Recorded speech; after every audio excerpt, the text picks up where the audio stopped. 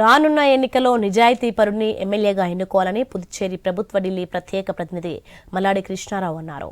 యానాంలో మల్లాడి అభిమాన సంఘం ఆధ్వర్యంలో మల్లాడి కృష్ణారావు 62వ పుట్టినరోజు వేడుకలు నిర్వహించారు. అభిమానులు కోలాటం నృత్యాలతో అనూహ్య రీతిలో ఆయనకు స్వాగతం పలికారు. యానాం పరిసర ప్రాంతాల నుండి పెద్ద ఎత్తున అభిమానులు తరలివచ్చి అభిమాన నేతకు ఆత్మీయ అభినందనల శుభాకాంక్షలు తెలియజేశారు. తనను నమ్ముకున్న ప్రజలకు అన్ని విధాలా అండగా నిలుస్తానని మల్లాడి హామీ ఇచ్చారు. యానాంలో అభివృద్ధి పనులు, కొత్త ప్రాజెక్టులు గురించి వివరించారు. ఒక్కసారి మాత్రమే రూప్ లో వచ్చింది గాలి, ఒక్కొక్కసారి మన సులుగుణం తిప్పుతారు, తిప్పినప్పుడు నష్టం వస్తుంది, మళ్ళీ దాంతో అది కొట్టుకుపోతుంది.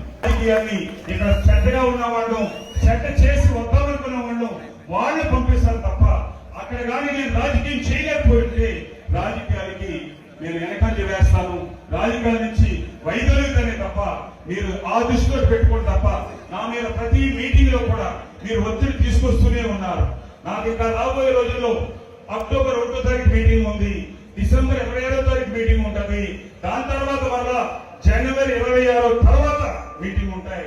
ఆ మీటింగ్ వచ్చేటప్పటికే రాజకీయం ఏంటి, మన వర్గం ఏంటి, మల్లాడి కృష్ణారావు నమ్ముకున్న ప్రజలకి రాబోయే రోజుల్లో ఏం చేయగలుగుతాం అన్న విషయాన్ని చెప్పగలుగుతారు తప్ప మీరు ఎన్నిసార్లు మాట్లాడినా నా మీద ప్రేమతోటి మీరు అనేకమైన సందర్భాల్లో ఒక టెన్షన్ ఉదిరిపోతారు, ఒక టెన్షన్ ఉదిరిపోతుంది.